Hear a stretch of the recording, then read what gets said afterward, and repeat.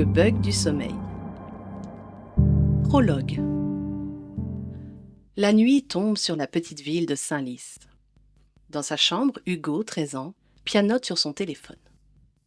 Il vient de recevoir un message de son meilleur ami Léo. « Hé, télécharge Sleepy Dream, l'appli qui te fait dormir comme un bébé.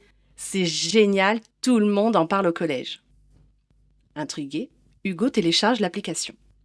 L'icône représente un mouton bleu qui bâille. Il règle l'alarme, choisit une berceuse, puis s'endort. Chapitre 1. L'appli qui fait rêver. Le lendemain matin, le réveil d'Hugo sonna à 6h50, comme tous les jours d'école. Il ouvrit les yeux, un peu vaseux, et mit quelques secondes à se rappeler où il était. Sa chambre était baignée d'une lumière bleutée, filtrée par les rideaux.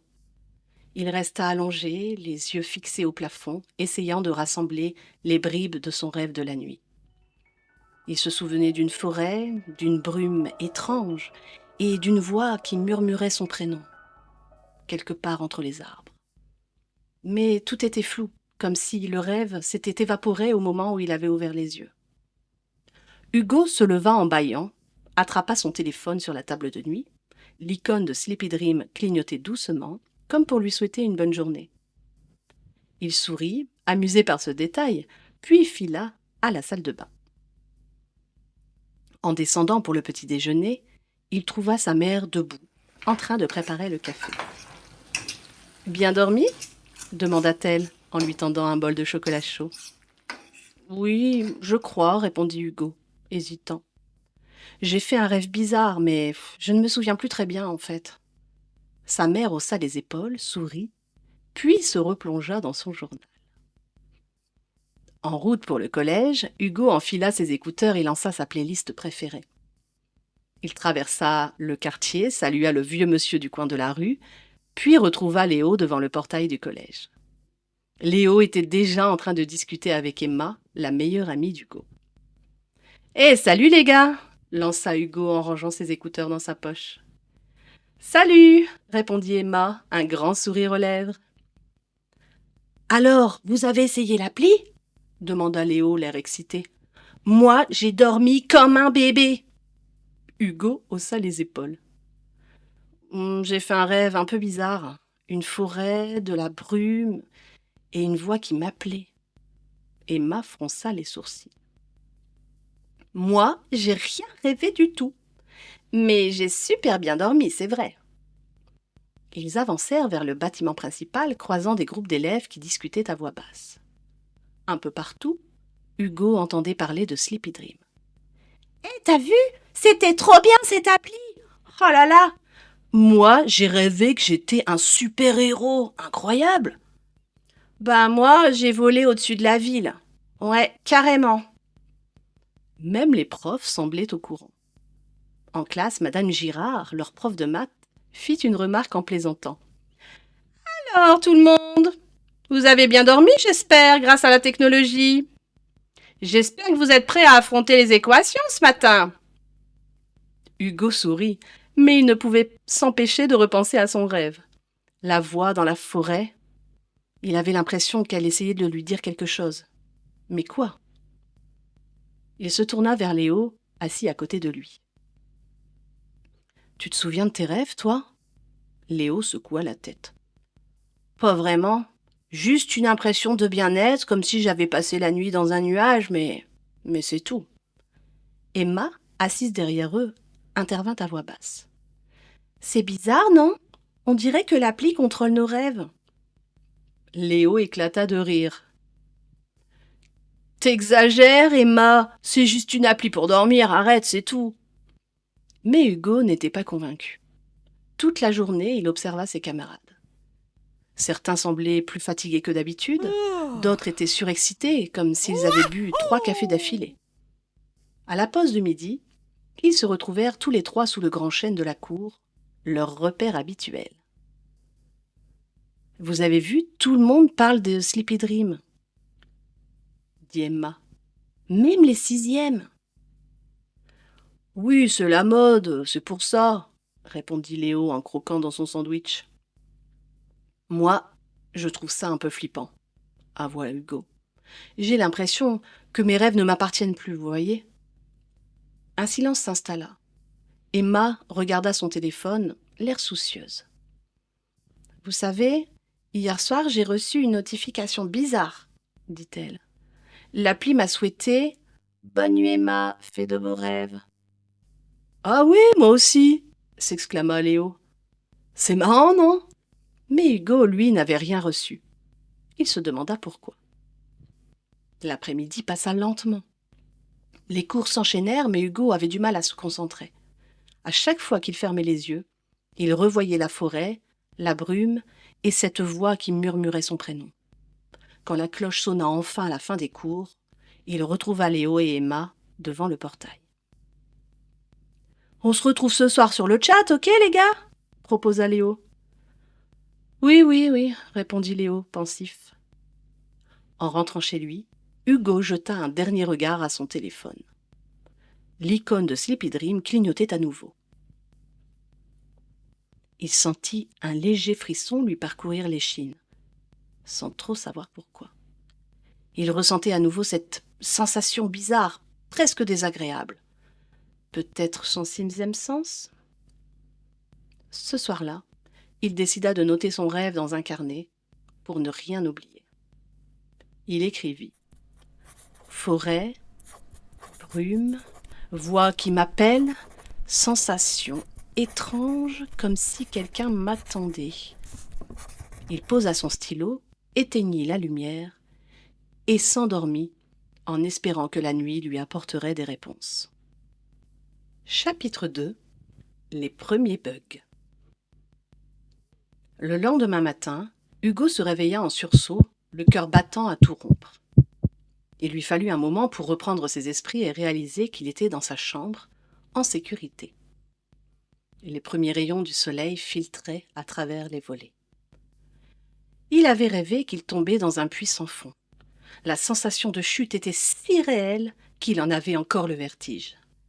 Il se passa la main sur le front, moite de sueur, et jeta un regard inquiet à son téléphone posé sur la table de nuit. L'icône de Sleepy Dream brillait faiblement, comme la veille. Hugo s'assit alors au bord du lit, tentant de se rappeler les détails de son rêve. Il se souvenait de la sensation de tomber, du vent qui sifflait à ses oreilles et d'une voix lointaine qui semblait l'appeler, toujours la même. Mais cette fois, la voix paraissait plus pressante, presque inquiète. Il attrapa son carnet et griffonna quelques mots. Chute dans le vide, sensation de peur, voix plus forte.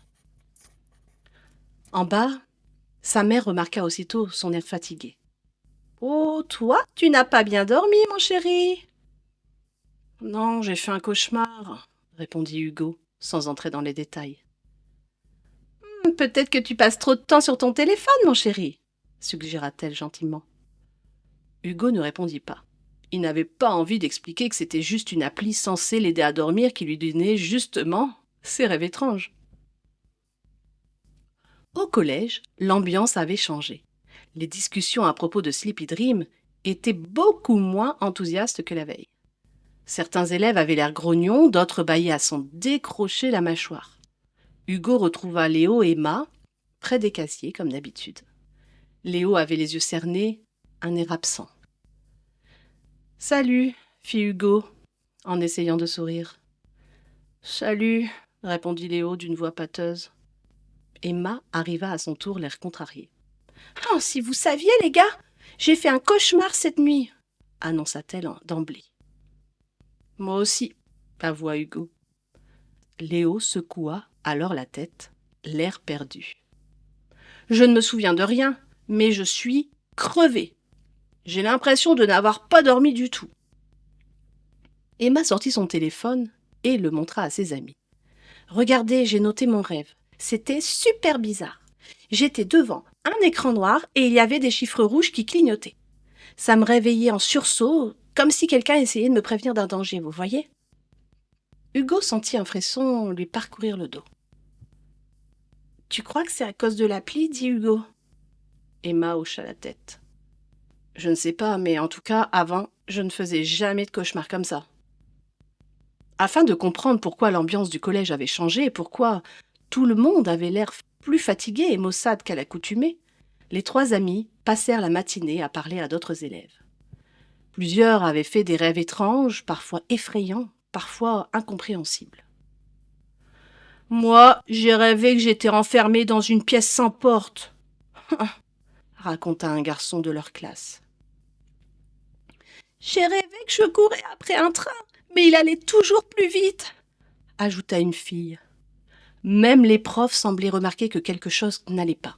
« Vous avez l'air fatigué, » fit remarquer Madame Girard en début de cours. « J'espère que ce n'est pas à cause d'une nouvelle mode sur vos téléphones. » À la pause, Hugo, Emma et Léo s'installèrent sur un banc à l'écart des autres.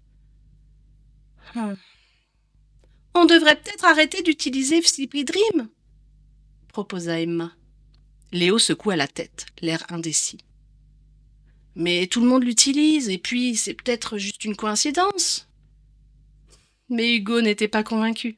« Ça fait 2 nuits que je fais des rêves bizarres, et ça ne m'était jamais arrivé auparavant.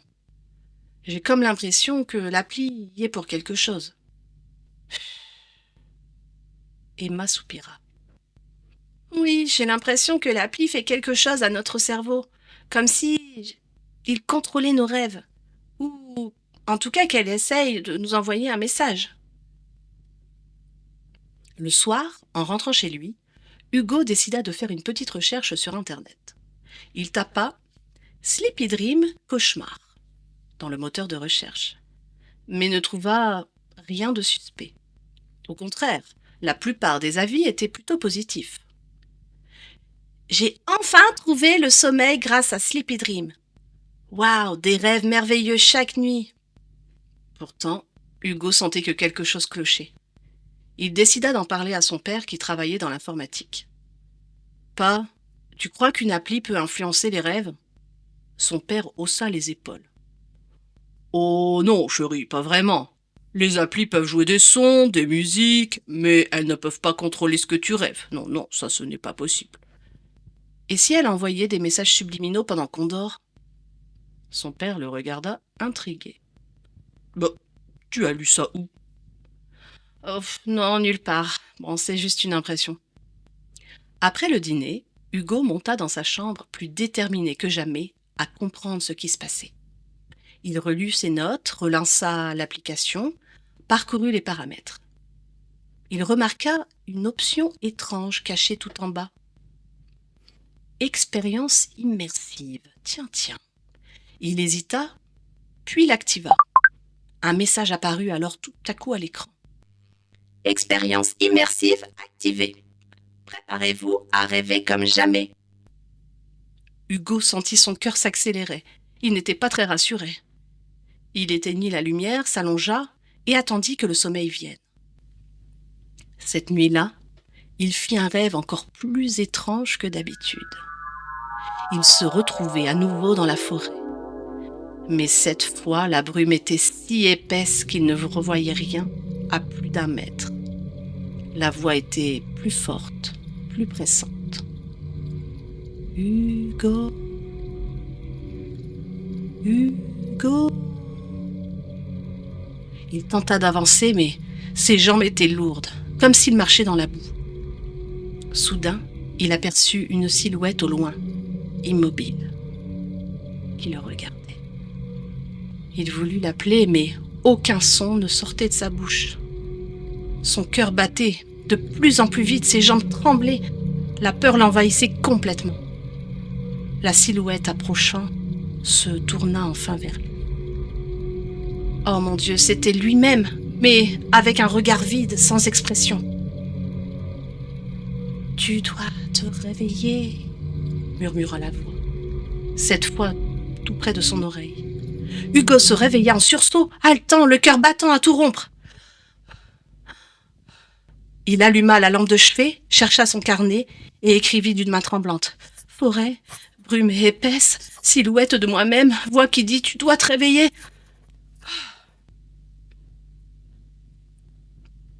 Le lendemain, il retrouva Emma et Léo à l'arrêt de bus. « J'ai fait un rêve super bizarre, les gars !» commença Emma, l'air inquiète. Ouais, moi aussi, ajouta Léo. Mais cette fois, je me souviens d'un détail. Il y avait des chiffres rouges partout et une voix qui disait qu'il fallait se réveiller. Les trois amis échangèrent un regard vraiment inquiet cette fois.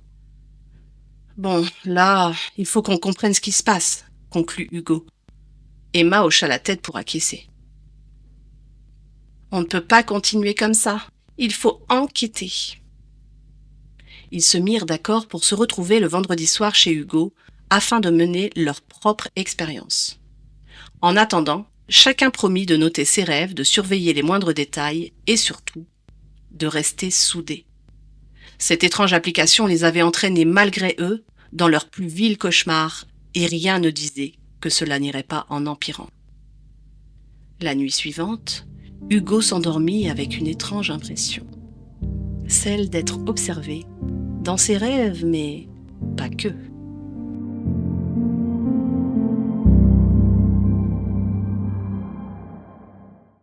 Chapitre 3. Le défi du sommeil. Le vendredi tant attendu arriva enfin. Toute la semaine, Hugo, Emma et Léo avaient scrupuleusement noté leurs rêves, cherché des indices et échangé des messages inquiets, parfois même en pleine nuit, quand l'un d'eux se réveillait en sursaut. Plus les jours passaient, plus leurs rêves devenaient étranges et plus ils étaient convaincus que Sleepy Dream n'était pas une application comme les autres. Hugo avait passé la journée à regarder l'horloge, incapable de se concentrer en cours. Il se demandait ce qu'ils allaient découvrir ce soir. Il avait préparé sa chambre pour la pyjama party, matelas gonflable pour Léo, sac de couchage pour Emma, lampe torche, snack et même une vieille tablette que son père lui avait prêtée. Il avait aussi sorti un carnet pour prendre des notes et installer Sleepy Dream sur la tablette comme prévu. Vers 19h, la sonnette retentit. Hugo descendit en trombe pour ouvrir la porte. Emma était la première arrivée, les bras chargés de bonbons et de chips. « Salut !» lança-t-elle, un sourire un peu tendu sur le visage. « Salut, entre, tu es la première. » Ils montèrent dans la chambre d'Hugo, où Emma posa un sac et s'installa sur le tapis. « Tu crois qu'on va vraiment découvrir un truc ?» demanda-t-elle la voix hésitante. « J'en sais rien, répondit Hugo. Mais il faut qu'on essaye, on n'a plus le choix maintenant. » Quelques minutes plus tard, Léo arriva à son tour, son sac de couchage sous le bras et une bouteille de soda à la main. « Hé, prêt pour la nuit blanche ?» lança-t-il en ricanant, tentant de détendre un peu l'atmosphère. « Prêt, mais pas rassuré du tout, hein ?» répondit Emma en riant nerveusement. Ils passèrent la première partie de la soirée à grignoter, à discuter de tout et de rien, à raconter des anecdotes pour se changer les idées. Mais très vite, la conversation revint sur Sleepy Dream et leurs rêves de la semaine. « Cette nuit, j'ai rêvé que j'étais enfermée dans un ascenseur qui descendait sans s'arrêter, » raconta Léo. « Il y avait des chiffres rouges partout, comme dans le rêve d'Emma.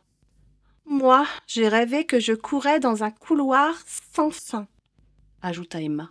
« À chaque porte que j'ouvrais, je retombais dans la même pièce. » Hugo montra son carnet où il avait noté ses propres rêves. « J'ai encore rêvé de la forêt, mais cette fois, il y avait des bruits étranges, comme des chuchotements. Et la voix disait « Il faut se réveiller. » Un instant passa, un silence s'installa. Les trois amis se regardèrent inquiets. « On dirait que nos rêves se ressemblent de plus en plus, » murmura Emma. « Ouais, c'est comme si la pluie essayait de nous envoyer un message, » ajouta Léo. Hugo hocha également la tête. « Ce soir, on va essayer de comprendre ce qui se passe. J'ai installé Sleepy Dream sur la tablette de mon père, ok ? On va la laisser tourner toute la nuit et on va essayer de rester éveillé pour voir ce qui se passe à 3h33. C'est l'heure où l'appli se connecte toute seule à Internet. » Ils décidèrent de s'organiser. Chacun aurait une lampe de poche et ils prendraient des notes de tout ce qu'ils remarqueraient. Emma proposa même de filmer la tablette avec son téléphone au cas où il se passerait quelque chose d'étrange. La soirée avança doucement. Ils jouèrent à des jeux de société, regardèrent un film d'horreur, bon, ce qui n'aida pas à les rassurer, puis s'allongèrent sur leur matelas, les yeux grands ouverts à discuter à voix basse. « Vous croyez qu'on va réussir à rester éveillé ?» demanda Léo, déjà à moitié endormi. « On n'a pas le choix. répondit Hugo. « Si on s'endort, on risque de tomber dans un de ces rêves bizarres, d'accord? Alors on tient bon. » Minuit passa. La maison était silencieuse, plongée dans l'obscurité, à l'exception de la lumière tamisée de la lampe de chevet. Dehors, la pluie commença à tomber doucement, tambourinant contre les vitres, ajoutant à l'ambiance mystérieuse de la nuit. Vers 1h du matin, Emma proposa de faire un tour de garde. Chacun restait éveillé pendant 1 heure, pendant que les 2 autres fermaient les yeux, juste pour se reposer. Mais aucun d'eux n'arrivait vraiment à dormir. L'excitation et la peur les tenaient éveillés.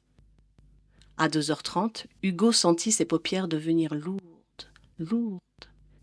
Il se leva pour aller boire un verre d'eau dans la cuisine. En passant devant la chambre de ses parents, il entendit son père ronfler doucement. Tout semblait normal et pourtant, une tension étrange flottait dans l'air. De retour dans sa chambre, il trouva Emma et Léo en train de chuchoter. « Hé, tu crois que c'est dangereux ?» demanda Emma à voix basse. « Je sais pas, » répondit Léo. « Mais je veux comprendre, moi. » Ils regardèrent la tablette posée sur le bureau. L'écran était noir, mais une petite lumière bleue clignotait dans un coin, signe que Sleepy Dream était active. « Il est presque 3h30, murmura Hugo. « Préparez-vous. » Les minutes s'égrenèrent, longues et silencieuses. On n'entendait plus que la pluie et le tic-tac de la vieille horloge du couloir. À 3h33 précise, la tablette s'alluma toute seule. L'écran afficha un message étrange écrit en lettres blanches sur fond noir. « Bienvenue dans le monde des rêves. Laissez-vous guider. » Une mélodie étrange se mit à jouer, douce mais hypnotique, comme une berceuse électronique. Les 3 amis se regardèrent, fascinés et inquiets à la fois. « Vous entendez ça ?» chuchota Emma. « Oui, » répondit Hugo, la gorge serrée. Peu à peu, ils sentirent leurs paupières devenir lourdes, comme si la musique les enveloppait d'une brume épaisse. « Il ne faut pas s'endormir, » murmura Léo, luttant contre le sommeil. Mais c'était plus fort qu'eux. Leurs pensées devinrent floues, leur corps s'alourdissait. Hugo tenta de se lever, mais ses jambes refusaient de bouger. Il sentit la panique monter, mais il n'arrivait plus à parler. La dernière chose qu'il vit avant de sombrer, ce fut la tablette dont l'écran affichait maintenant une série de chiffres rouges clignotants. 3:33. Il eut l'impression de tomber dans un gouffre sans fond, emporté par la musique, à la lumière et la voix qui murmurait « Bienvenue dans le monde des rêves ». Hugo se retrouva soudain debout, dans un lieu étrange. Il faisait sombre, mais une lueur bleutée éclairait faiblement les alentours. Il reconnut la forêt de ses rêves, mais cette fois elle semblait bien plus réelle que jamais. Les arbres étaient immenses, leurs branches tordues formaient des ombres inquiétantes sur le sol. La brume flottait entre les troncs, épaisse, presque palpable. Il entendit des pas derrière lui. Il se retourna et vit Emma et Léo, l'air aussi perdus que lui. « Où est-ce qu'on est ?» demanda Emma, la voix tremblante. « Oh, je crois qu'on est dans le rêve, » répondit Hugo, stupéfait. Ils avancèrent prudemment, appelant à voix basse, mais seul le silence leur répondit. Soudain, la voix familière résonna, plus forte que jamais. « Hugo, j'aime. »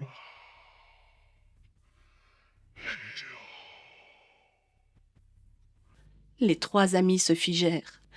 « Oh, c'est la voix de l'appli !» murmura Léo. « On doit trouver un moyen de sortir d'ici et tout de suite !» dit Hugo, déterminé.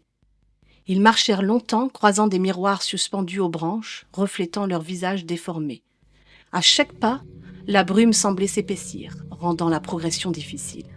« Oh, j'aime pas ça du tout !» chuchota Emma. « On doit rester ensemble, d'accord ?» dit Hugo. « Surtout ne vous éloignez pas. » Au loin, ils aperçurent une lueur rouge.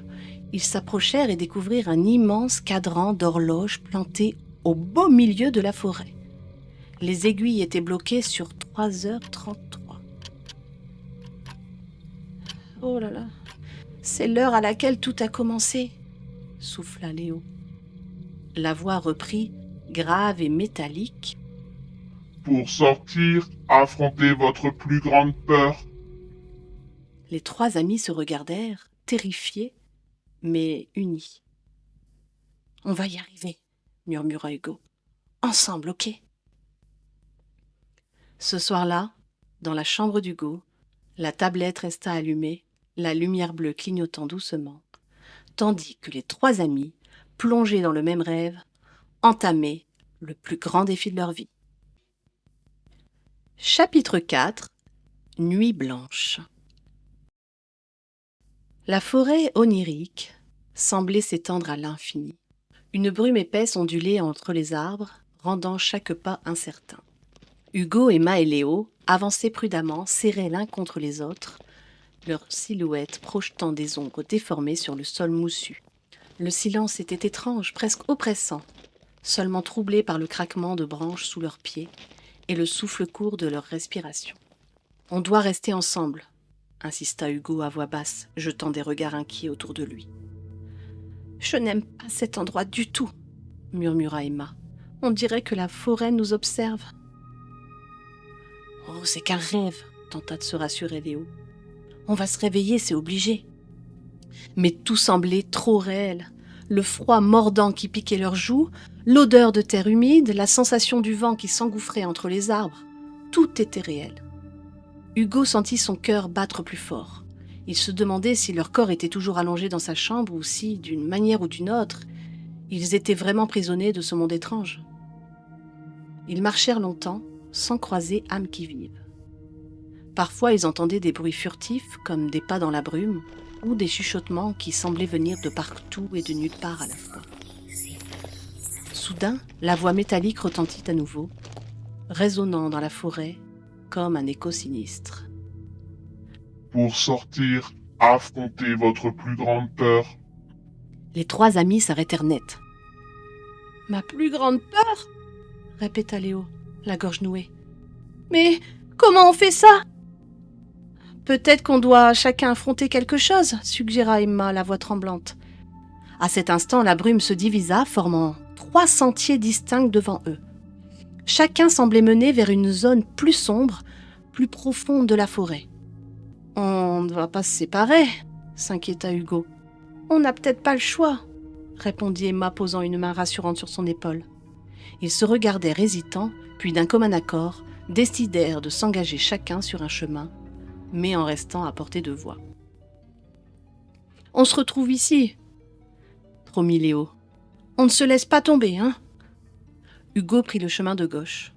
Les arbres y étaient tordus, leurs branches griffant le ciel. Bientôt, il se retrouva face à une vieille balançoire rouillée, suspendue à un arbre mort. Il reconnut l'endroit. C'était le square où il avait eu, enfant, un terrible accident. Il s'approcha, le cœur battant. Soudain, la balançoire se mit à grincer, oscillant toute seule.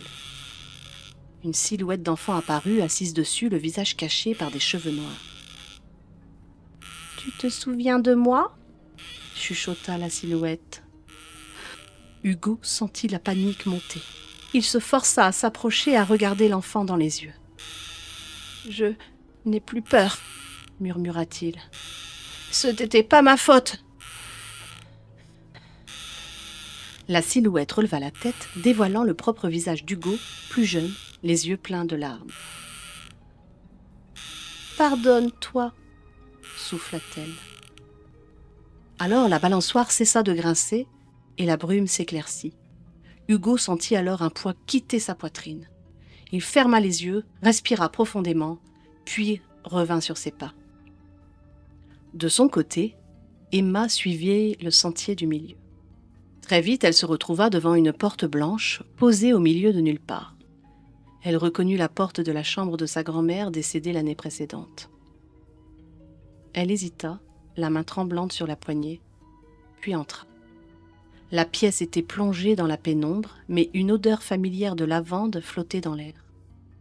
« Emma, ma chérie !» fit une voix douce. Sa grand-mère était là, assise sur le lit, souriante. « Oh, je croyais t'avoir perdue, mamie !» balbutia Emma, les larmes aux yeux. « Je me sens tellement seule depuis que tu es partie. »« Je serai toujours avec toi, » murmura la vieille dame. « N'aie pas peur de la solitude, ma chérie. Profite de la vie et repense de temps en temps au moment que nous avons partagé, d'accord ?»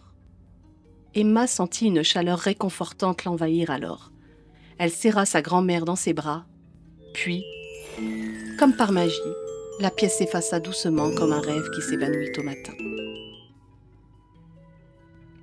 Léo, lui, prit le sentier de droite. Il déboucha dans un couloir d'école, désert, éclairé par des néons blafards. Les portes étaient toutes fermées, sauf une au fond, d'où s'échappait une lumière rouge. Il s'approcha, la gorge serrée, puis entra. La salle était vide, mais soudain, des rires moqueurs résonnèrent. Des silhouettes d'élèves apparurent, le pointant du doigt, riant encore plus fort. « T'es qu'un nul, Léo ! Ouais, personne ne t'aime ici, va-t'en !» Il sentit la honte, la peur du rejet l'envahir. Mais il se rappela pourquoi il était là. Quel était l'objectif de l'application, mais aussi les mots d'Hugo et d'Emma et leur amitié indéfectible. « Je ne suis pas seul !»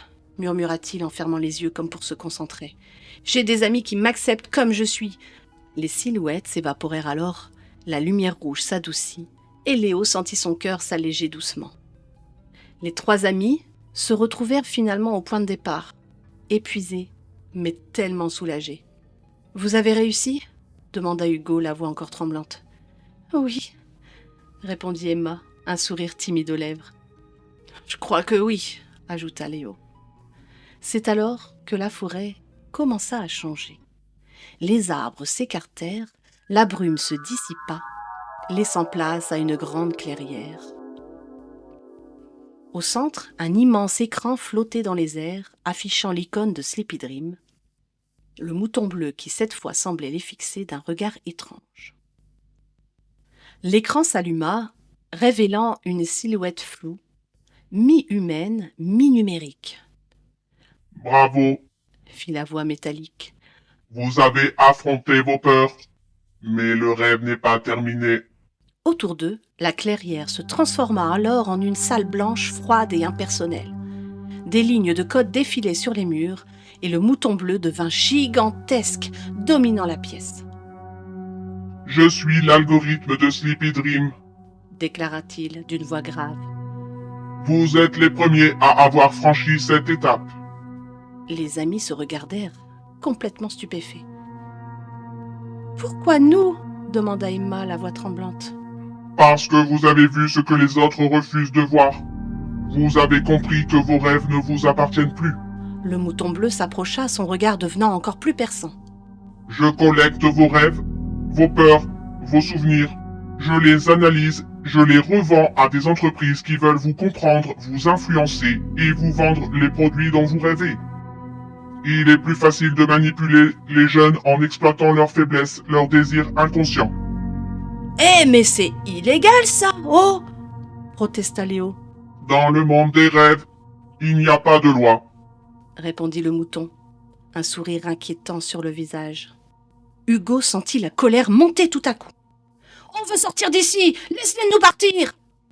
Si vous voulez vous réveiller, il va falloir me battre à mon propre jeu. Répondit l'algorithme. À cet instant, la salle blanche se transforma en un immense laboratoire de miroirs. À cet instant, la salle blanche se transforma en un immense labyrinthe de miroirs. À chaque pas, les enfants voyaient leurs reflets se multiplier, se déformer, devenir monstrueux, ou alors ridiculement petits. « Trouvez la sortie. » lança la voix du mouton. « Mais attention, chaque miroir cache une illusion, un piège ou un souvenir. » Emma prit la main de Hugo, Léo les suivit de près. « On ne se quitte pas, ok ?» promit Hugo. Ils avancèrent dans le labyrinthe, tentant d'ignorer les reflets qui leur murmuraient des insultes ou des promesses.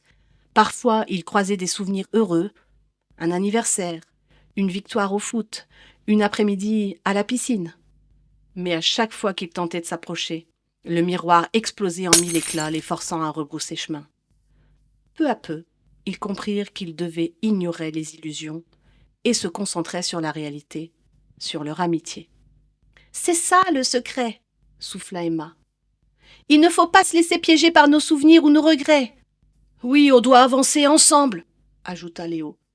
Après ce qui leur sembla une éternité, ils aperçurent une porte au bout d'un couloir de miroir.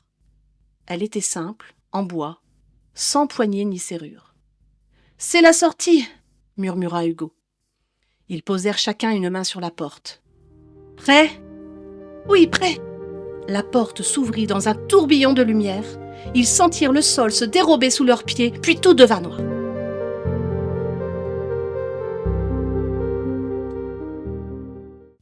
Chapitre 5. N'était-ce qu'un rêve ? Le soleil filtrait à travers les rideaux de la chambre d'Hugo, dessinant des motifs dorés sur le parquet. Il ouvrit les yeux lentement, comme s'il sortait d'un sommeil très profond, et resta quelques secondes à fixer le plafond, cherchant à comprendre où il était. Son cœur battait encore vite, comme s'il avait couru un marathon. Il tourna la tête et vit Emma, roulée en boule dans son sac de couchage, les cheveux en bataille, et Léo, à moitié recouvert par la couette, les yeux grands ouverts. Un silence étrange régnait dans la pièce, comme si le monde retenait son souffle. Hugo se redressa sur son lit, cherchant la tablette du regard. Elle était posée là, sur le bureau, éteinte. L'icône de Sleepy Dream avait disparu de l'écran. Il se frotta les yeux, incertain. Avait-il vraiment vécu tout ce qu'il croyait ? Ou bien n'était-ce qu'un rêve, un cauchemar collectif ? Emma s'étira, bâilla, puis ouvrit les yeux. Elle regarda Hugo, puis Léo, et esquissa un sourire fatigué. « Je crois qu'on est réveillé, » murmura-t-elle. Léo se redressa à son tour, l'air encore sonné. « Oh, j'ai l'impression d'avoir dormi 100 ans. »« Oui, vous vous souvenez de tout, vous ?» demanda Léo, la voix hésitante. Emma acquiesça de la tête. « Oui, la forêt, le labyrinthe, le mouton bleu, enfin tout, quoi. » Ils restèrent un instant silencieux, chacun essayant de faire le tri entre rêve et réalité. « C'était tellement réel, » souffla Léo. « J'ai encore l'impression d'entendre la voix de l'algorithme. »« Tu crois que c'est vraiment fini ?» demanda Emma, jetant un regard inquiet à la tablette. Hugo se leva, s'approcha du bureau et prit la tablette dans ses mains. Il l'alluma. Rien. L'écran resta noir, puis afficha l'heure, 7h07. Il chercha Sleepy Dream dans la liste des applications, mais elle avait complètement disparu. Il vérifia aussi sur son téléphone. Plus aucune trace de l'application, ni dans les téléchargements, ni dans l'historique. « Elle s'est effacée toute seule, » murmura-t-il incrédule. Ils descendirent à la cuisine, où la mère d'Hugo préparait le petit déjeuner. « Bien dormi, les enfants ?» demanda-t-elle en souriant. Les trois amis échangèrent un regard complice. « On a fait des rêves un peu bizarres, mais sinon, oui, non, ça a été, » répondit Léo, un sourire en coin. « C'est normal, ça arrive, ça, » répondit la mère d'Hugo. « Avec tous ces écrans, votre cerveau a besoin de repos. Voilà tout. » Hugo hésita, puis demanda. « Dis, tu connais Sleepy Dream, maman ?» Elle secoua la tête. « Non, jamais entendu parler. C'est un nouveau jeu ? Qu'est-ce que c'est ? » « Non, rien, » laissa tomber Hugo. Après le petit déjeuner, Emma et Léo rentrèrent chez eux. Hugo monta dans sa chambre, attrapa son carnet et relut ses notes de la semaine. Tout était là. Les rêves, la forêt, les chiffres rouges, la voix. Il se demanda si tout cela avait été vraiment réel ou si son esprit avait tout inventé. Il alluma son ordinateur, chercha Sleepy Dream sur Internet. Rien. Plus aucun site, plus aucun forum n'en parlait. Même les messages échangés avec Léo et Emma avaient disparu de leur groupe de discussion. Un frisson parcourut son dos. « C'est comme si ça n'avait jamais existé, » murmura-t-il. L'après-midi, ils se retrouvèrent tous les trois au parc, sous leur chêne favori. « J'ai tout vérifié !» raconta Emma. « Sleepy Dream a disparu de mon téléphone, de l'App Store, même mes avis sur l'appli ont été effacés. »« Ouais, pareil pour moi, » ajouta Léo. « J'ai demandé à mon frère, il s'en souvient même pas. »« Vous pensez qu'on a tout inventé ?» demanda Hugo, l'air soucieux. Emma secoua la tête. « Non, on a vécu quelque chose, je le sens. Et puis, regarde !» Elle sortit de sa poche un petit miroir de poche, celui qu'elle avait vu dans le rêve, dans le labyrinthe. « Je l'ai retrouvé ce matin, sur ma table de nuit, » souffla-t-elle. Léo ouvrit la main et montra un médiator de guitare, usé, qu'il avait ramassé dans le rêve. « Waouh, je l'avais pas vu avant !» murmura-t-il. Hugo fouilla à son tour dans sa poche et sentit un petit caillou, lisse, blanc, comme celui de la plage de ses souvenirs. « On a tous ramené quelque chose du rêve !» chuchota-t-il, fasciné. Ils restèrent silencieux, contemplant leurs objets, comme des preuves tangibles de leur aventure. Tout était vrai, c'était bel et bien arrivé. « Peut-être que le mouton bleu avait raison, » dit Emma. « Les rêves sont des mondes à part. Mais, en tout cas, ils nous appartiennent. » Léo sourit. « Oh, je crois que je vais arrêter les applis pour dormir, moi, » lança-t-il en riant. « Oh oui, moi aussi, » répondit Hugo. « Je préfère rêver par moi-même. » Ils passèrent l'après-midi à discuter, à rire, à se raconter leurs souvenirs du rêve, à comparer les détails, à imaginer ce qui aurait pu se passer s'ils étaient restés prisonniers. Le soir venu, chacun rentra chez soi, un peu changé, un peu grandi. Dans sa chambre, Hugo s'allongea sur son lit, le caillou blanc serré dans sa main. Il pensa à tout ce qu'ils avaient vécu, à la peur, à l'amitié, au courage qu'ils avaient trouvé ensemble. Il ferma alors les yeux, un sourire aux lèvres, et se laissa bercer par le silence de la nuit. Mais juste avant de sombrer dans le sommeil, il crut entendre, très loin, un léger bêlement électronique, comme un clin d'œil du mouton bleu. Hugo sourit, rassurait. Cette fois, il savait que ses rêves lui appartenaient, et qu'il ne téléchargerait plus jamais une appli sans se méfier.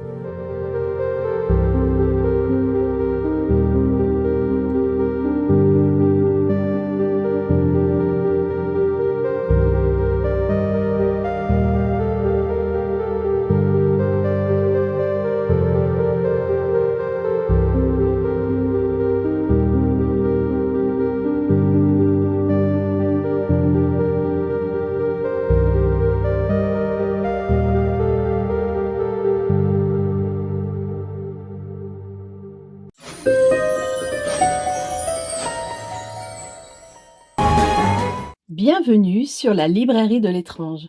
Je m'appelle Aurore et aujourd'hui, je t'invite à découvrir le premier opus des aventures du capitaine Blackbone, pirate fantôme, dans cet album audio illustré. Je conseille cette histoire dès 7 ans, si tu es assez courageux. Alors installe-toi confortablement, écoute bien, et surtout n'oublie pas de t'abonner, de liker la vidéo et de me soutenir pour que je puisse continuer à te lire plein d'histoires magiques.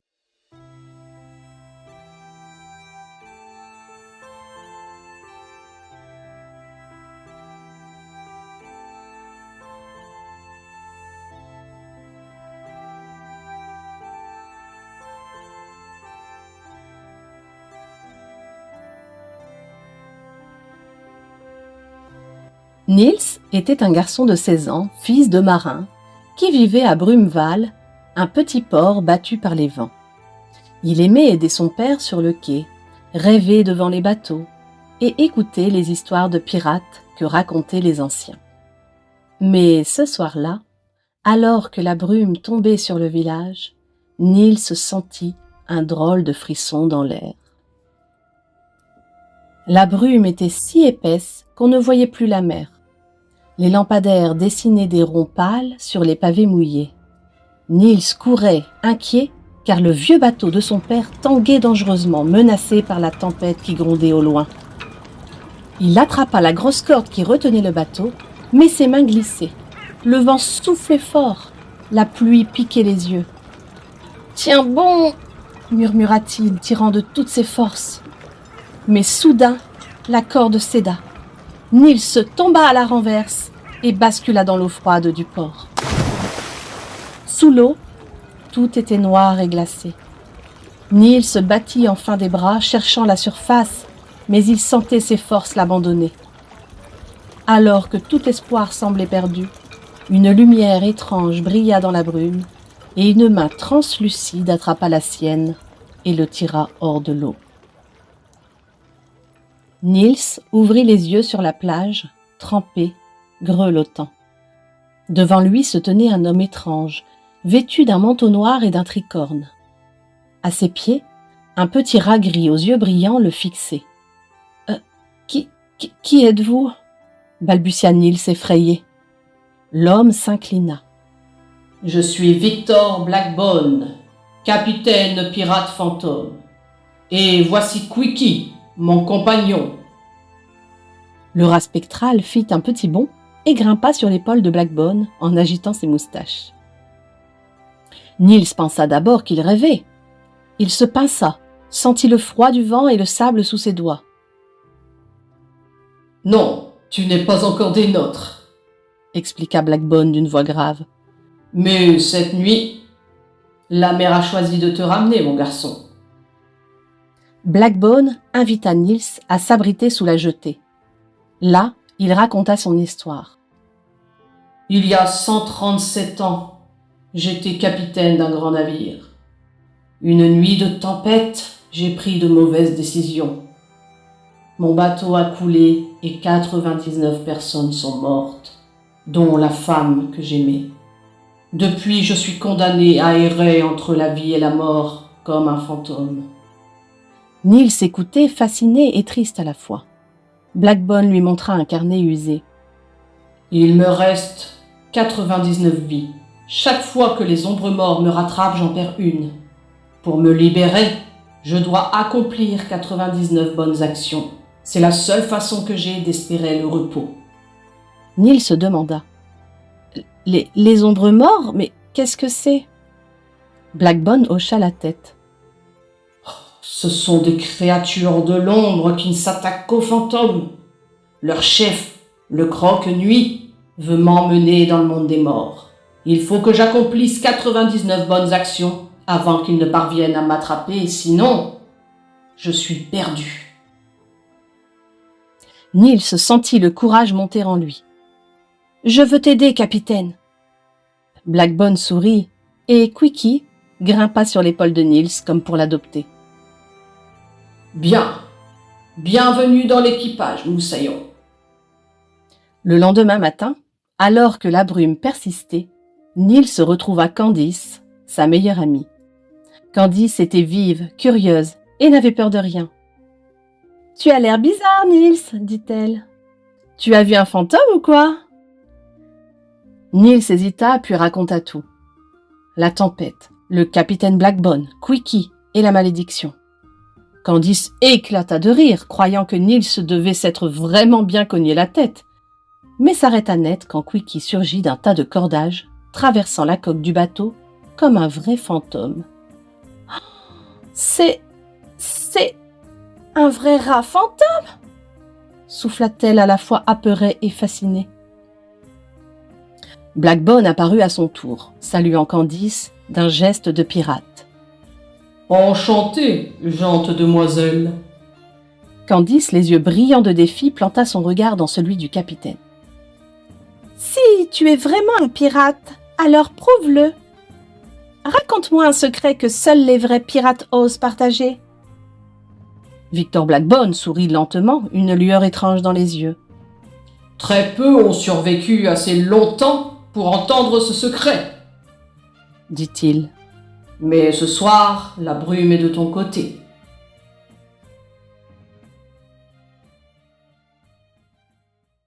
Puis, baissant la voix, « Le vrai secret des pirates, c'est que, dans la brume, si tu entends 3 coups, ce sont les ombres morts qui approchent.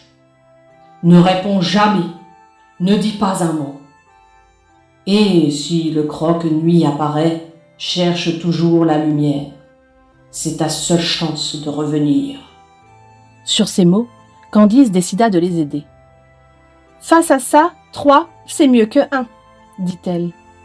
Et puis, j'ai toujours rêvé de vivre une aventure de pirate. Victor accepta, ravi d'agrandir son équipage. Mais la nuit suivante, un froid étrange envahit Brumeval. Les lampes vacillaient, la brume devint plus épaisse. Des ombres se mirent à glisser le long des murs, puis 3 coups nets se firent entendre.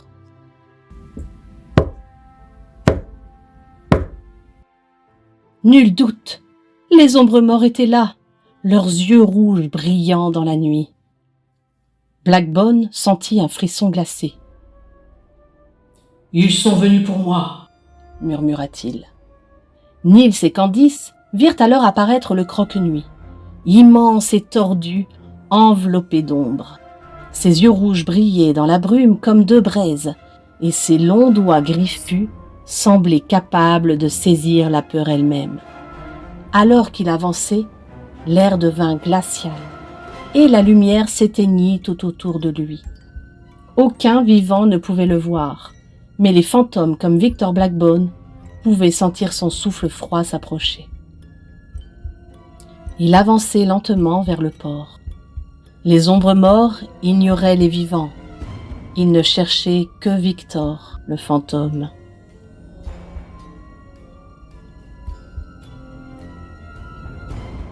« Il faut protéger Victor !» dit Candice. Blackbone regarda Niels et Candice avec sérieux puis expliqua. « Les ombres morts sont des créatures d'ombre qui se nourrissent de peur et de silence. Ils ne supportent ni la lumière vive, ni le bruit joyeux. Pour les repousser, il faut rallumer la lanterne du phare qui protège une lumière assez vive pour dissiper leur ombre. Mais la lumière seule ne suffit pas. Le rire, le son des voix heureuses brise leur pouvoir et les fait fuir. » Il marqua une pause puis ajouta. « Rassemblez les enfants du village, faites-les rire, racontez-leur des histoires drôles car c'est leur joie qui affaiblira ces créatures. C'est une vieille ruse de pirate, transmise de génération en génération. » Quickie fila vers le phare, agile comme l'éclair. Il grimpa sur les pierres, se faufila par une fente et attrapa la lanterne avec ses petites pattes. Pendant ce temps, Candice rassembla les enfants du village sur la place et commença à leur raconter des histoires drôles. Les ombres morts se rapprochaient, leurs formes noires ondulant dans la brume. C'est alors que le croque-nuit, maintenant face à lui, leva une main griffue vers Blackbone. À ce moment précis, Quickie surgit, tenant la lanterne. Victor eut tout juste le temps de l'allumer qu'une lumière vive jaillit, fendant la brume comme une épée. Les ombres morts reculèrent, hurlant sans bruit. Les rires des enfants s'élevèrent, clairs et joyeux, brisant ainsi le silence effrayant de la nuit. Le croque-nuit, furieux, tenta de s'approcher, mais la lumière et les rires l'affaiblissaient de plus en plus, l'obligeant à battre en retraite. Niels et Candice se tinrent près de Blackbone pour le protéger. Quickie lança une poignée de pièces d'or spectrales vers le croque-nuit, qui recula, surpris. « Ce n'est pas fini, » grogna-t-il, avant de disparaître dans la brume avec ses ombres morts. Le calme revint sur Brumeval. Les enfants rentrèrent chez eux, pensant juste avoir passé une bonne soirée d'histoires et de rires. Quant à Victor, il était soulagé. Il avait échappé au croque-nuit cette fois. Il sortit alors un vieux carnet de cuir et y traça une première marque brillante. « Une bonne action accomplie, » murmura-t-il. « Mais la route sera longue. » Quickie grimpa sur l'épaule de Victor, frottant sa petite tête contre sa joue. Niels et Candice, fiers et heureux, regardèrent sur le port l'aube percer la brume. « On sera toujours là pour t'aider, capitaine, » promit Niels. Dans l'ombre d'une ruelle, le croque-nuit observait le port, ses yeux rouges brillants de colère. « Ce n'est que le début, » souffla-t-il. Mais Victor Blackbone, Niels, Candice et Quickie étaient prêts à affronter toutes les aventures. Merci d'avoir écouté cette première aventure du capitaine Blackbone. Je suis sûre que tu as hâte de voir ce qu'il va advenir de notre cher pirate dans les prochaines histoires. Mais dis-moi, qu'est-ce qui t'aurait fait le plus peur, toi, à la place de Niels, dans cette histoire ? Dis-moi en commentaire car je m'inspire beaucoup de mes lecteurs pour enrichir mes histoires. Alors si tu as aimé, like cette vidéo et abonne-toi pour être le premier à savoir quand une nouvelle histoire va sortir.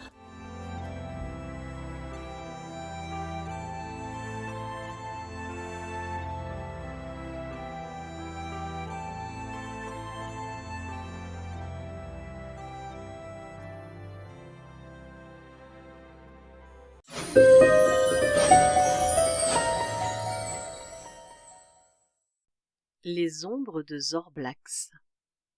Chapitre 1. La soucoupe dans les bois.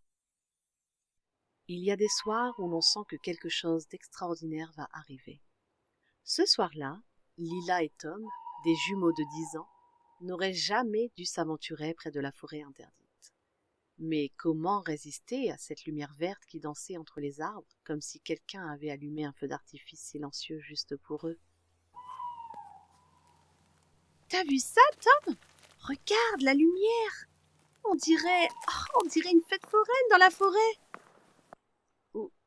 Ou un ovni. Papa a dit que c'est dangereux d'aller là-bas la nuit. Oh, papa dit toujours ça. Tu veux rester un bébé toute ta vie ou quoi? Allez, viens, on va juste jeter un coup d'œil. Pas longtemps, c'est promis. Leur maison était à la lisière du bois, dans un petit village où il ne se passait jamais rien. Sauf ce soir. La lumière verte pulsait comme un cœur de géant. Les arbres projetaient des ombres étranges, et chaque craquement semblait plus fort que d'habitude. Tu entends? On dirait que ça vient de derrière la vieille cabane du bûcheron là-bas. Allons voir, ouais! Peut-être que c'est un spectacle de magie. Ils s'avancèrent, le cœur battant, jusqu'à derrière la forêt, jusqu'à la clairière derrière la cabane. Là, ils s'arrêtèrent net. Au centre de la clairière, une forme ronde et brillante reposait sur l'herbe. C'était une soucoupe volante, comme dans les bandes dessinées. Elle était couverte de taches de boue et de quoi au juste? Une sorte de gelée violette dégoulinait de la carlingue. Tom chuchota fasciné. C'est pas possible! Qu'est-ce que c'est que ça? On va être célèbre! On a trouvé un ovni, Tom, tu te rends compte? Ils s'approchèrent fascinés. La soucoupe faisait à peine plus de 2 mètres de large.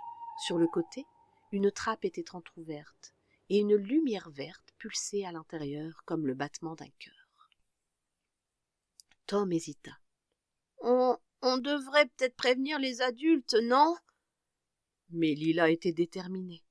Et laisser une vraie preuve d'alien leur échapper? Ah non, jamais! On doit regarder à l'intérieur, d'accord? Allez, juste un tout petit coup d'œil, je t'en prie. Lila s'accroupit et passa la tête dans l'ouverture.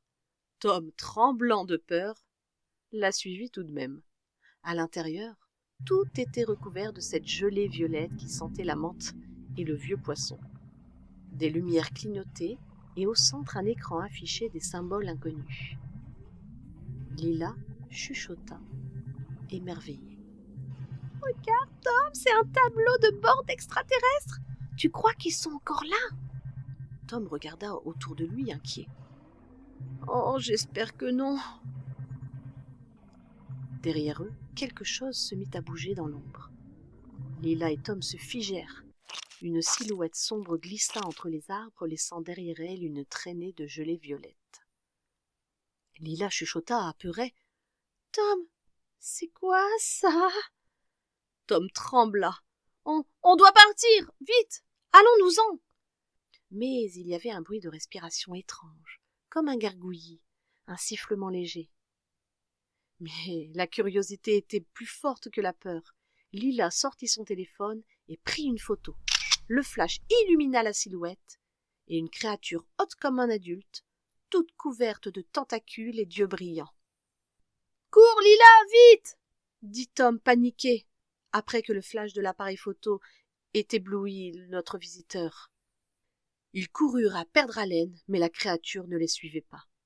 Au contraire, elle s'approcha de la soucoupe, posa une main gluante sur la carlingue et sembla pleurer.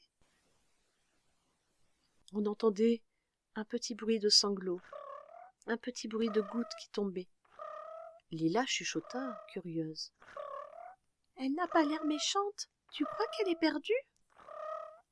Et Tom répondit « Peut-être, mais elle fait peur quand même. »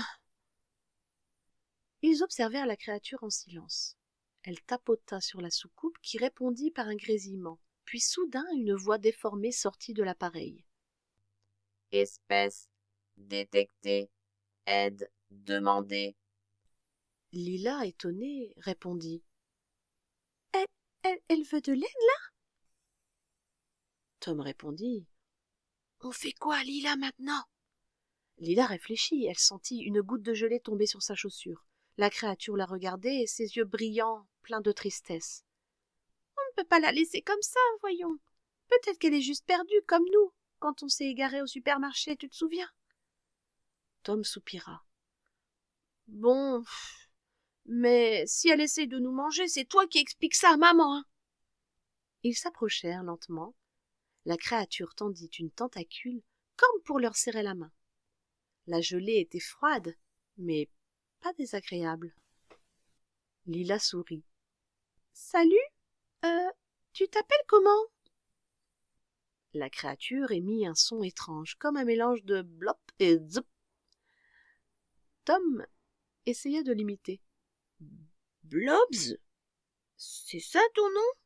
Blobs ?» La créature hocha la tête et fit un bruit de bulle. Blobs, c'était son nom. C'était un nom parfait pour un extraterrestre perdu, finalement. Mais soudain, la lumière de la soucoupe clignota plus fort. Un message apparut sur l'écran. « Danger approche.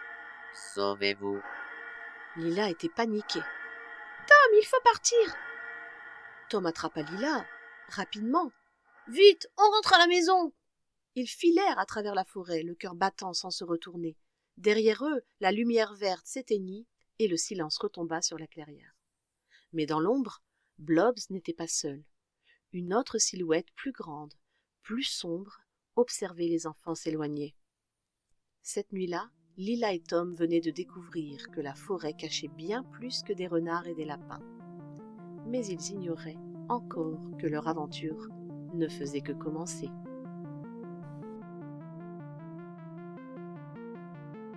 Chapitre 2 – L'école des mystères. Le lendemain matin, Lila et Tom avaient à peine dormi. Toute la nuit, ils avaient repensé à la soucoupe, à la gelée violette et surtout à Blobs, le drôle d'extraterrestre perdu dans la forêt. Mais ce matin, impossible d'en parler à qui que ce soit. Qui les croirait ? Ils devaient aller à l'école comme si de rien n'était. « Dépêchez-vous, les enfants ! Vous allez rater la cloche !»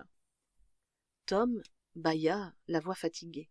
« J'ai l'impression d'avoir couru un marathon cette nuit. Oh !»« Chut, Tom, on ne doit rien dire à personne, tu te souviens ? Même pas à maman, enfin !» À l'école, tout semblait normal. Les copains jouaient à chat, les filles parlaient de chevaux, et la maîtresse surveillait la cour en buvant son café. Mais il y avait une nouveauté ce matin-là. Un remplaçant, Monsieur Xan, devait faire la classe à la place de Madame Dupuis qui avait attrapé la grippe.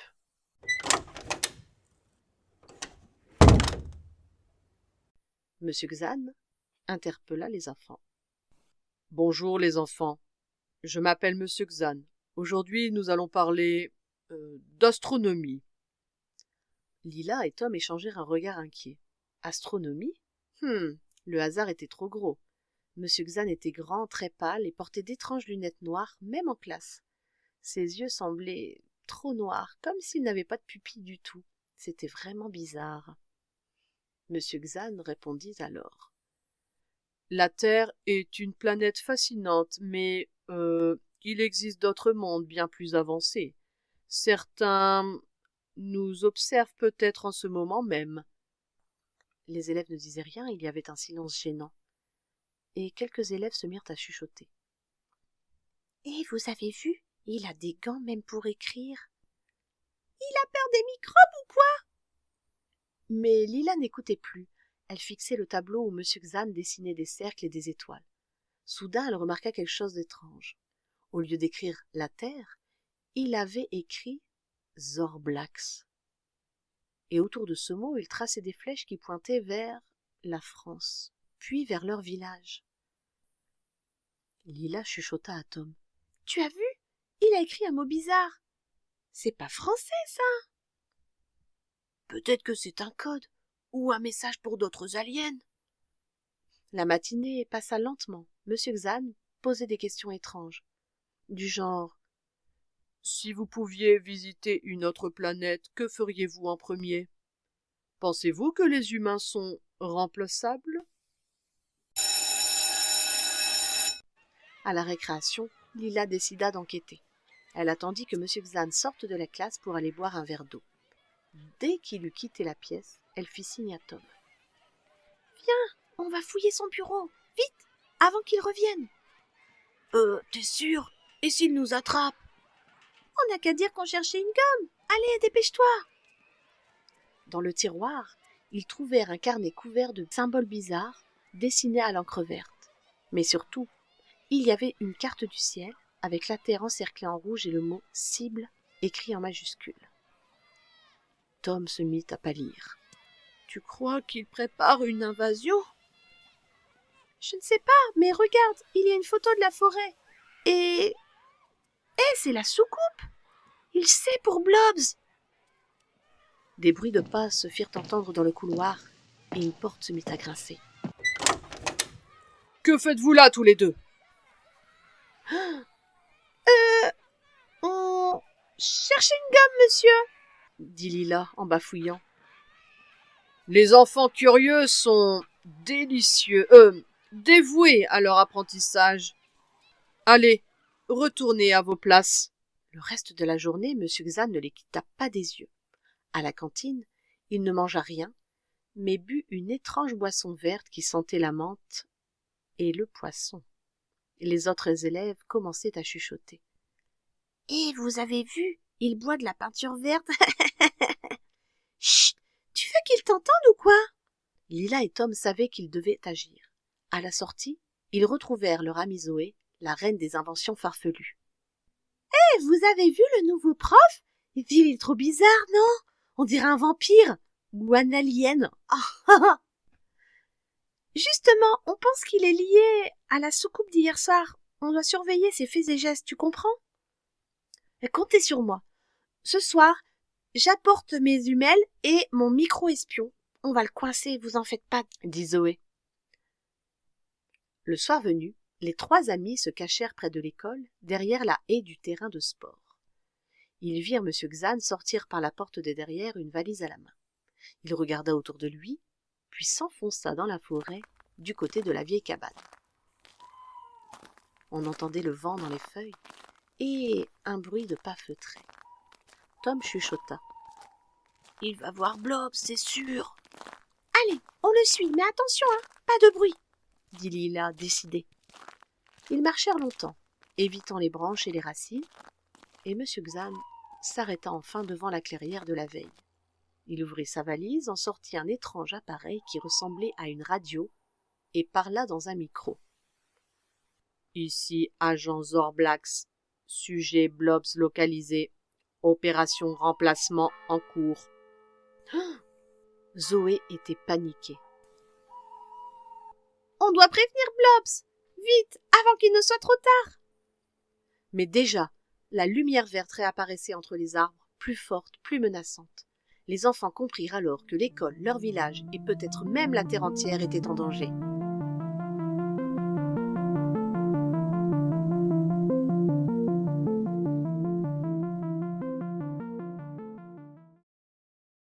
Chapitre 3.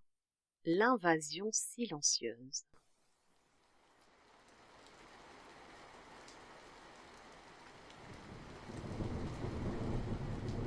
Une pluie battante ruisselait sur les vitres, et on entendait un grondement de tonnerre, des cliquetis métalliques étouffés sous le sol. Parfois, un bruit étrange de vent sifflait, comme un souffle venu d'ailleurs. La nuit avait été longue et agitée pour Lila, Tom et Zoé. Après avoir espionné M. Xan dans la forêt, ils s'étaient faufilés chez eux, le cœur battant, mais incapables de fermer l'œil. Les images de la soucoupe, de la gelée violette et de la voix déformée de M. Xan tournaient dans leur tête comme un mauvais rêve. Le matin, la pluie tambourinait contre les fenêtres, rendant l'atmosphère encore plus étrange. Mais ce n'était rien comparé à ce qui les attendait dans le village.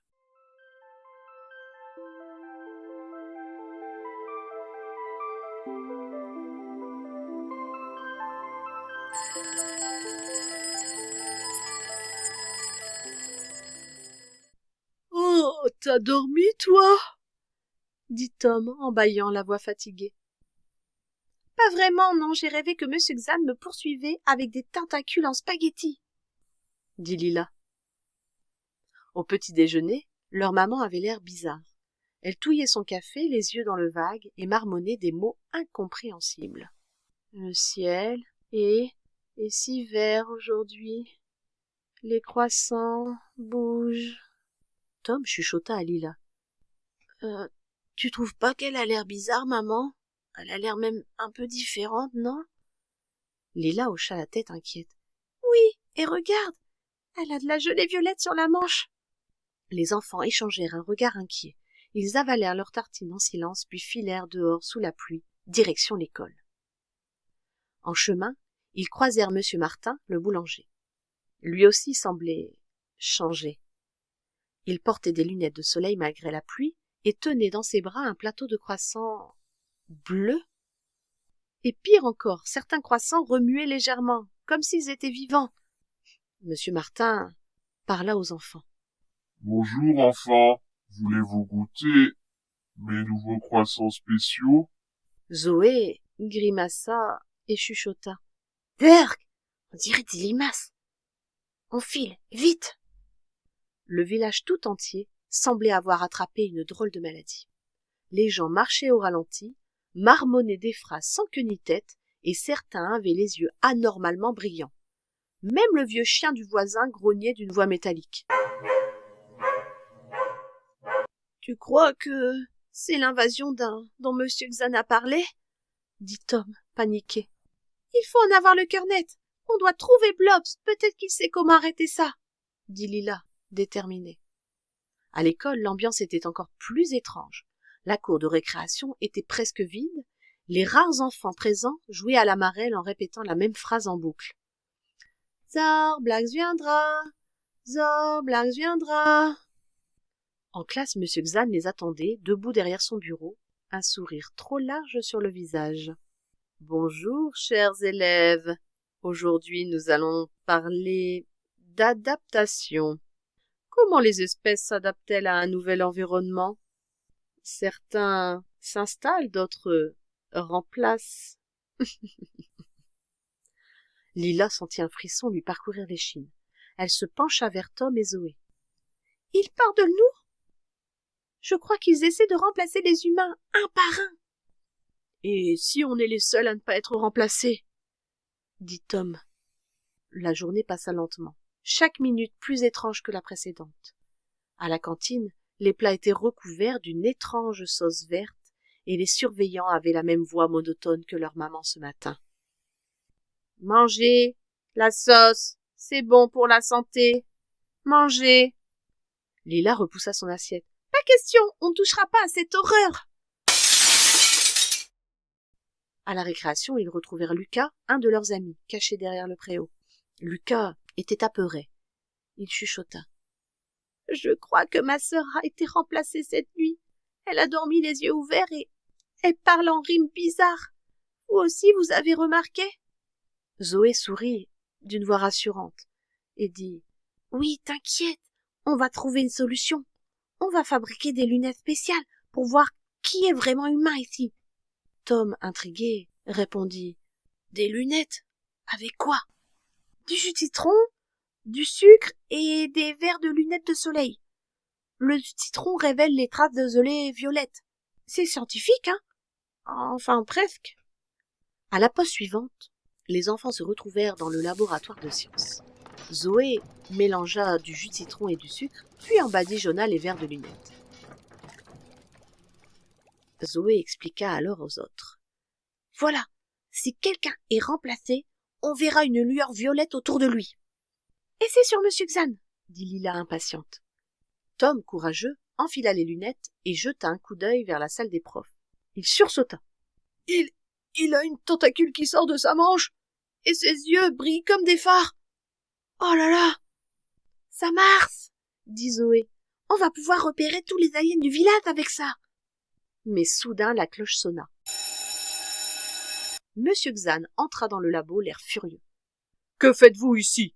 Ce n'est pas l'heure de vos expériences. » Lila, rapidement, cacha les lunettes. « On préparait un exposé sur les citrons, monsieur. » Les citrons peuvent être très utiles, mais attention à ne pas trop en abuser. Ils peuvent révéler des secrets.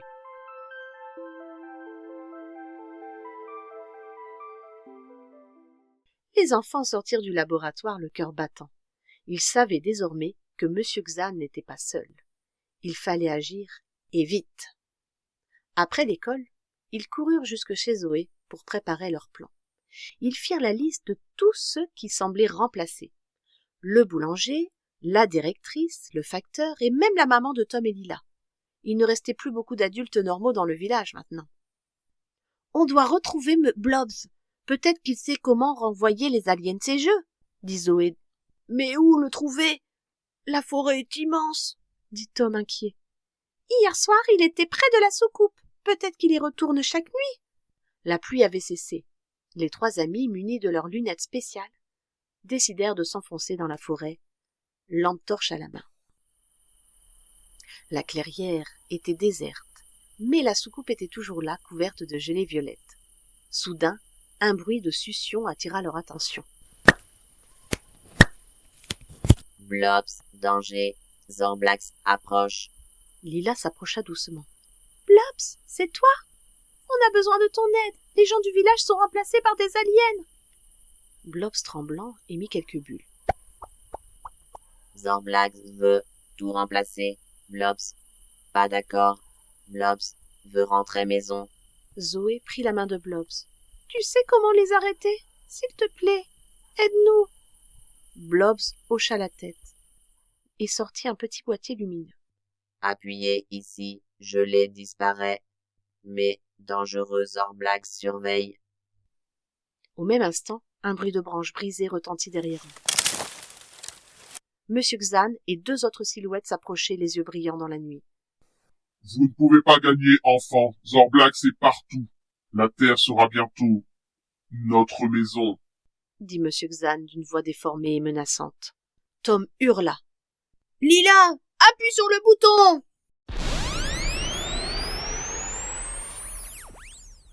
Une onde lumineuse balaya la clairière. Les silhouettes hurlèrent, la gelée violette fondit en un instant, et les adultes du village semblèrent retrouver leurs esprits un à un.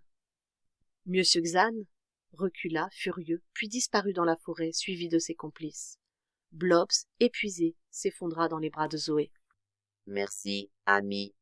Blobs doit partir. »« Tu vas nous manquer, Blobs. » Blobs sourit, les yeux brillants. « Blobs, n'oublie jamais. Ami humain. »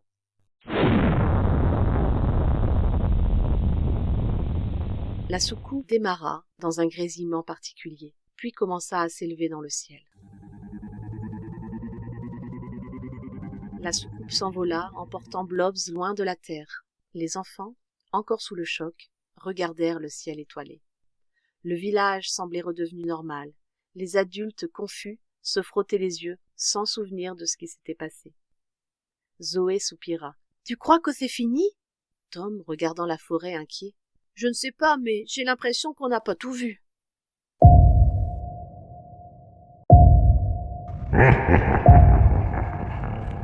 Car dans la nuit, une ombre glissa entre les arbres, laissant derrière elle une traînée de gelée violette. L'invasion était-elle vraiment terminée? Ou venait-elle à peine de commencer?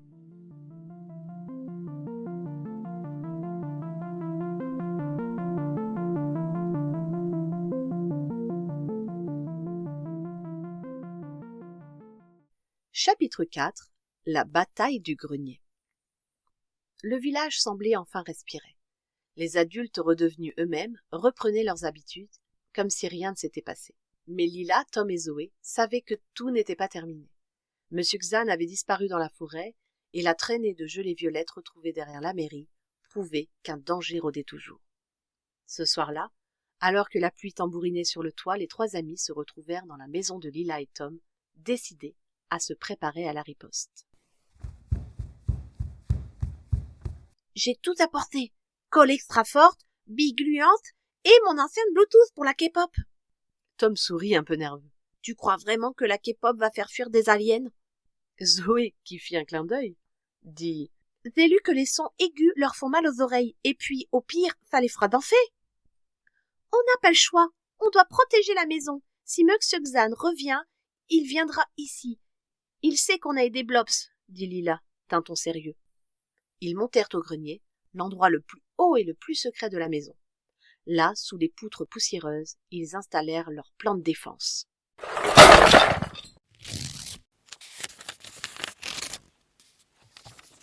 On met la colle ici, juste devant la trappe. Les billes gluantes, on les lance s'ils arrivent par la fenêtre, et la K-pop, on la déclenche dès qu'on entend du bruit suspect. « Et si on se trompe, si c'est maman qui monte ?» dit Tom, inquiet. « On la reconnaîtra, on a encore des lunettes spéciales de Zoé, tu te souviens ?» dit Lila en prenant la main de Tom. La nuit tomba vite. Le vent s'engouffrait sous les tuiles, faisant claquer les volets. Les enfants tapis derrière de vieux cartons scrutaient la trappe du grenier, prêts à tout. « Vous entendez? On dirait que ça gratte dans le mur, » dit Tom en chuchotant. « C'est pas une souris, ça? Écoutez, c'est comme des ventouses, » dit Zoé en tendant l'oreille. Soudain, la trappe du grenier vibra puis s'ouvrit brusquement.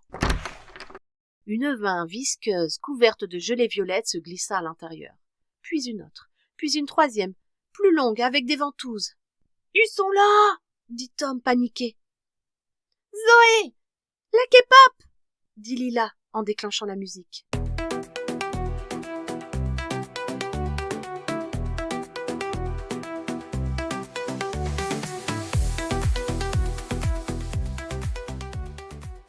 Les créatures hurlèrent, un cri aigu et gluant, comme un ballon qui se dégonfle. Elles se recroquevillèrent, mais continuèrent d'avancer, lentes mais déterminées. « Attrape ça, sale poulpe !» dit Zoé en lançant les billes gluantes. La colle ultra forte fit son effet. Les tentacules se collèrent au plancher, piégeant deux des créatures. Mais la troisième plus grande réussit à passer. Son visage se déforma, révélant les traits de Monsieur Xan, puis ceux d'un monstre aux yeux multiples. Monsieur Xan dit alors : « Vous ne pouvez pas arrêter Zorblax, nous sommes partout. Nous reviendrons toujours. » Lila brandit une lampe torche. « Pas tant qu'on sera là, nous !» La lumière intense fit reculer Monsieur Xan. Il hurla puis se liquéfia, fondant comme du caramel chaud. Les autres créatures, affaiblies par la musique et la colle, se mirent à trembler, puis, à leur tour, s'évaporèrent en une flaque de gelée. « On a réussi? C'est fini ?» dit Zoé, essoufflée et tremblante. « Attendez, où est passée la gelée? Elle a disparu !» rétorqua Tom, en regardant tout autour de lui d'un air méfiant. « Peut-être qu'ils sont partis pour de bon ?» dit Lila en scrutant la trappe. Le grenier était redevenu calme. Les enfants s'assirent, épuisés, au milieu des cartons. Dehors, la pluie s'était arrêtée. Un rayon de lune filtrait à travers la lucarne, éclairant la pièce d'une lueur paisible. Zoé sourit faiblement. « Je crois qu'on a sauvé le village. » On devrait écrire un livre, vous ne trouvez pas? Tom rit. « Oui, mais personne ne nous croirait, tu sais. »« Blob serait fier de nous, » dit Lila en regardant la lune songeuse. Ils redescendirent du grenier, laissant derrière eux les traces de la bataille. Dans la cuisine, leur maman les attendait, un peu inquiète. « Vous avez fait du bruit là-haut, tout va bien ?» dit maman. « Oui, maman, on a juste joué aux aventuriers, tu vois ?» Alors maman sourit. « Tant que vous ne cassez rien, tout va bien. » La nuit passa sans autre incident. Mais au petit matin, alors que Lila rangeait le grenier, elle trouva un petit objet oublié dans un coin. Un morceau de tentacule encore humide qui vibrait doucement. « Tom, Zoé, venez voir !» Les trois amis se penchèrent sur la chose. Elle semblait vivante. Soudain, elle émit un minuscule rayon lumineux, puis s'éteignit. Zoé fronça les sourcils. « On dirait un émetteur ou un appel à l'aide ?» Tom se mit à blêmir. « Tu crois qu'ils vont revenir ?»« Peu importe, on sera prêts maintenant, » dit Lila. La bataille du grenier était gagnée, mais dans l'ombre, d'autres yeux veillaient, et la guerre contre Zorblax ne faisait peut-être que commencer.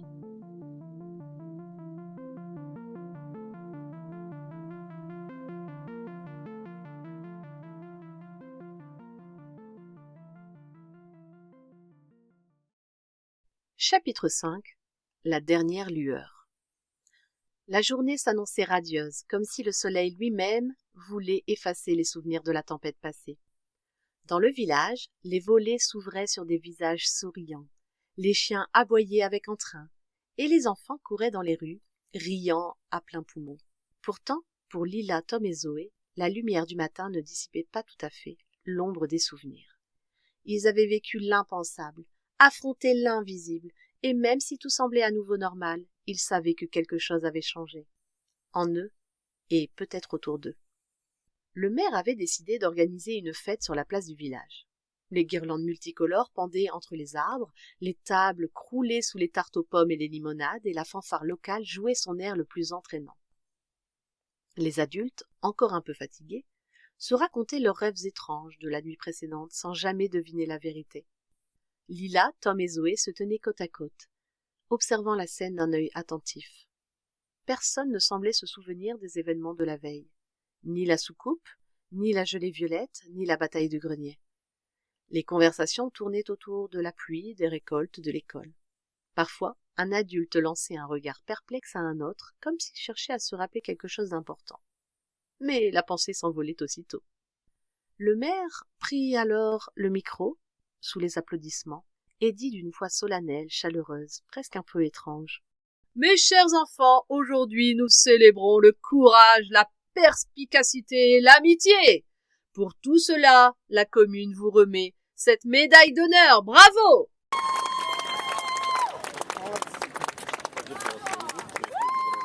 Il y avait des tas d'applaudissements, de toutes parts. Les flashs des appareils photo crépitaient, et pendant un instant, Lila sentit son cœur se gonfler de fierté.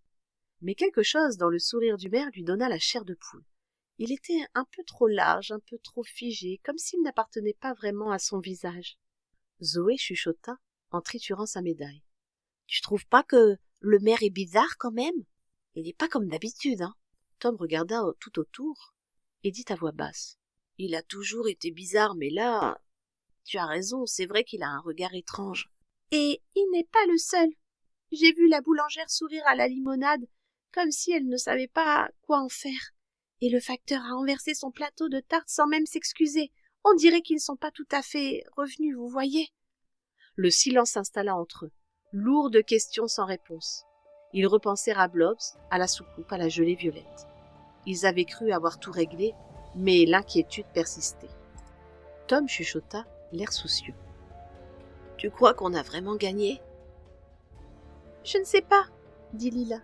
« On a gagné une bataille, mais si c'était juste le début. » Ils restèrent là un moment, à écouter le vent dans les feuilles et les cris de la fête au loin. Lila sentit une étrange tristesse l'envahir. Elle pensa à Blobs, leur ami d'un autre monde qui avait disparu dans le ciel étoilé. Elle espérait qu'il était en sécurité, loin de Zorblax et de ses plans de conquête. « On a été courageux, on a fait ce qu'il fallait, » dit Zoé d'une voix douce et rassurante. « Oui, je sais, mais le vrai courage, c'est aussi d'accepter qu'on ne peut pas tout contrôler, qu'il y aura toujours des mystères, des choses qu'on ne comprendra jamais, » dit Lila. « Et qu'il faut rester soudés, quoi qu'il arrive, » répondit Tom, sérieux. Ils se promirent, là, sous le vieux chêne, de toujours veiller les uns sur les autres et de ne jamais oublier ce qu'ils avaient vécu, même si le reste du monde préférait l'ignorer. Ils se promirent aussi de garder l'œil ouvert, de ne pas se laisser endormir par la routine et de rester prêts à affronter l'inconnu ensemble. La fête se poursuivit toute la journée. Les enfants jouèrent à cache-cache autour de la fontaine, organisèrent même des courses en sac et dégustèrent des parts de gâteau au chocolat. Parfois, Lila surprenait un adulte qui la fixait un peu trop longtemps ou un enfant qui semblait parler à voix basse avec quelqu'un qu'elle ne voyait pas. Mais chaque fois qu'elle s'approchait, tout redevenait normal, comme si de rien n'était. Le soir venu, alors que les lanternes s'allumaient et que la place se vidait peu à peu, Lila, Tom et Zoé rentrèrent chez eux, fatigués mais heureux d'avoir partagé cette journée. Pourtant, une impression de malaise flottait dans l'air, comme un parfum de mystère qui refusait de se dissiper. Dans sa chambre, Lila s'assit sur son lit et observa les médailles posées sur sa table de nuit. Elle la fit tourner entre ses doigts, réfléchissant à tout ce qui s'était passé. Elle se demanda si quelque part Blobs pensait encore à eux, si dans l'immensité de l'espace il se souvenait de ses 3 enfants qui l'avaient aidé à échapper à Zorblax. Elle ouvrit la fenêtre et laissa entrer la brise nocturne. Au loin, la forêt murmurait mystérieuse et sombre. Lila crut apercevoir une lueur verte, très faible, glisser entre les arbres. Son cœur s'accéléra. Était-ce un simple reflet de lune ou autre chose peut-être? C'est quoi ce bruit? Dit Lila tout à coup, en chuchotant, l'oreille tendue, alors qu'elle venait d'entendre un grattement sur le toit. Elle se leva, s'approcha de la fenêtre et scruta la nuit. Le silence était presque total, à peine troublé par le ululement d'une chouette. Elle allait refermer les volets quand un bruit léger attira son attention. Un grattement, tout près, comme si quelque chose rampait sur le toit. Le grattement devint plus fort, et une respiration haletante se fit entendre. Lila retint son souffle et tendit l'oreille. Le bruit s'arrêta, puis reprit plus fort cette fois. Lila sentit la peur monter en elle, mais aussi une étrange excitation. Elle pensa à Tom, à Zoé et à tout ce qu'ils avaient traversé. Elle n'était plus la petite fille peureuse d'autrefois. Elle était prête à affronter l'inconnu maintenant. Elle attrapa sa lampe torche, enfila ses chaussons et sortit discrètement dans le couloir. Tom dormait déjà, sa respiration paisible et rassurante. Lila descendit l'escalier sur la pointe des pieds, ouvrit la porte d'entrée et sortit dans le jardin. La nuit était fraîche, le ciel parsemé d'étoiles. Elle leva les yeux vers le toit, cherchant la source du bruit. Rien. Elle fit le tour de la maison, s'attarda devant la lucarne du grenier. Elle vit un éclat de lumière verte passer furtivement derrière une tuile, puis disparut. Lila chuchota déterminée. « Je dois voir ce que c'est. Allez, courage !» Lila grimpa à l'échelle du jardinier laissé contre le mur. Arrivée sur le toit, elle s'accroupit, scrutant chaque recoin. Soudain, un souffle chaud effleura sa joue. Elle se retourna brusquement, la lampe torche tremblant dans sa main. Rien, juste le vent, la nuit et le silence. Elle resta là un moment, à écouter son cœur battre. Puis lentement, elle redescendit, referma la porte et remonta dans sa chambre. Avant de se coucher, elle jeta un dernier regard à la forêt. La lueur verte avait disparu à présent. Mais le doute persistait. Le lendemain, elle retrouva Tom et Zoé sous le vieux chêne. Elle leur raconta ce qu'elle avait vu, ce qu'elle avait ressenti. Ils l'écoutèrent sans rire, sans se moquer. Eux aussi avaient fait des rêves étranges, entendu des bruits bizarres dans la nuit. « Peut-être que Zorblax n'est pas parti. Peut-être qu'il attend son heure pour revenir, » dit Tom. « Ou alors, il y a d'autres aliens, d'autres blobs, d'autres Xan. Peu importe, on sera prêts, on sera soudés, » dit Lila. Ils se serrèrent la main, solennels, puis éclatèrent de rire. La vie reprenait son cours, mais ils savaient que rien ne serait plus jamais tout à fait comme avant, en tout cas. La morale de leur aventure, ils la comprenaient maintenant. Le courage, ce n'est pas l'absence de peur, mais la force de l'affronter ensemble. L'amitié, c'est ce qui les avait sauvés. Ce qui les sauverait encore si un jour l'ombre revenait. Et quelque part dans la forêt, une lueur verte clignota, invisible aux yeux des adultes, mais pas à ceux des enfants, prêts à croire à l'impossible. La dernière lueur n'était pas un adieu, c'était une promesse.